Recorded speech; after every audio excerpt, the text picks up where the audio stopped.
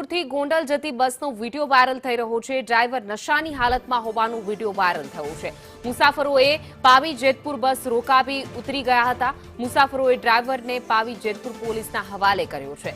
ડ્રાઈવરે બિયર પીતું હોવાની પોતે પણ કબૂલાત કરી છે। તો એસટી બસનો ડ્રાઈવર નશાની હાલતમાં ઝડપાયો હતો અને મુસાફરોના જીવ પણ જોખમમાં મૂક્યા હતા। જોકે મુસાફરોએ સમય સૂચકતા જાળવી અને પાવી જેતપુર બસ રોકાવી અને ઉતરી ગયા હતા અને પોલીસને સોંપ્યો છે।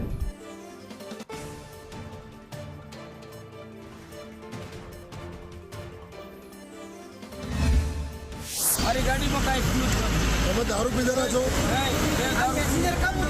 દારૂ નથી પીધો મેં બપોરે બિયર પીધું ખાલી બપોરે બિયર પીધું દારૂ નથી પીધો મેં બપોરે બિયર પીધું ખાલી બપોરે બિયર પીધું બપોરે બિયર પીધું અત્યારે નથી પીધું। તો ડ્રાઈવર નશાની હાલતમાં ઝડપાયો હતો।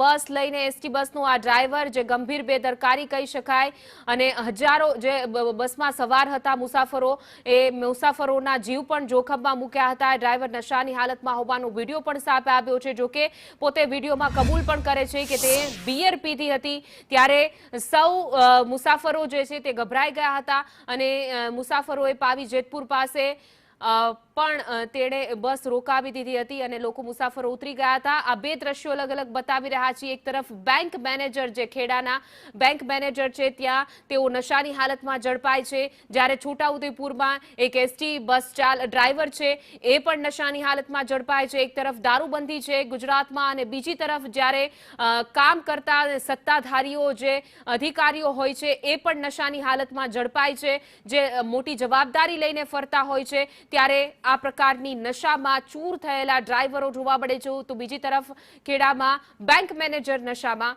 જોવા મળ્યા હતા।